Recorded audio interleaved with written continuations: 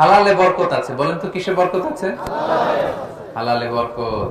অল্প হইলেও বরকত আছে। ধরেন যে আমি আলুর ভর্তা পান্তা ভাত দিয়ে খাইলাম, কিন্তু খুব তৃপ্তি, স্বাস্থ্য ভালো, সুঠাম দেহ, ফ্যামিলিতে সুখ, ছেলে কথা শুনে, ওয়াইফ নামাজ পড়ে, তাহলে তো দুনিয়াটাই জান্নাত হয়ে গেল, ঠিক কিনা বলেন?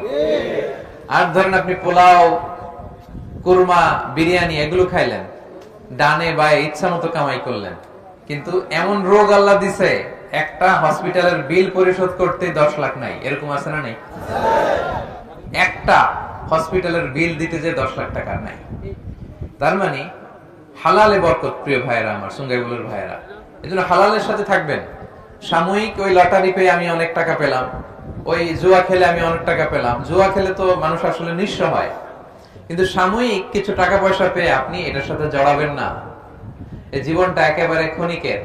আপনার দাদাকে আপনারা দেখছেন না, আজকে আছে দুনিয়াতে, অনেকের বাবাও দুনিয়াতে নাই। আমরাও একদিন থাকবো না। কিয়ামতের কঠিন ময়দানে আল্লাহ তাআলার সুপ্রিম কোর্টের কাঠগড়ায় প্রতিটি জিনিসের হিসাব আল্লাহ চাইবেন। ফামান ইয়ামাল মিসকালা যাররাতিন খাইরান ইয়ারা। ছোট্ট ভালো করেছো, এটা দেখবে, প্রতিদান পাবে। ছোট্ট খারাপ করেছো, এটা তুমি নিজে দেখবে আমলনামায়। অবাক হয়ে যাবেন। মালি হাযাল কিতাব লা ইগাদিরু সগীরাতান ওয়ালা কাবীরাতান ইল্লা আহসাহা।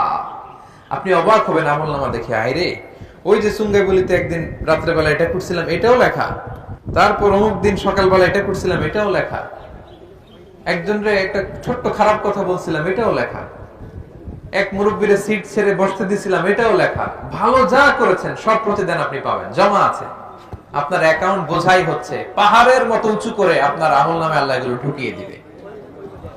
এজন্য আমাদের হতাশ হওয়ার, নিরাশ হওয়ার কোনো কারণ নাই। ছোট্ট ভালো করলেও সেটার প্রতিদান আমাদেরকে দিবেন কে? ছোট্ট খারাপ করলেও প্রতিদান দিবেন কে? আল্লাহ তাআলা বরকত দেয়ার মালিক।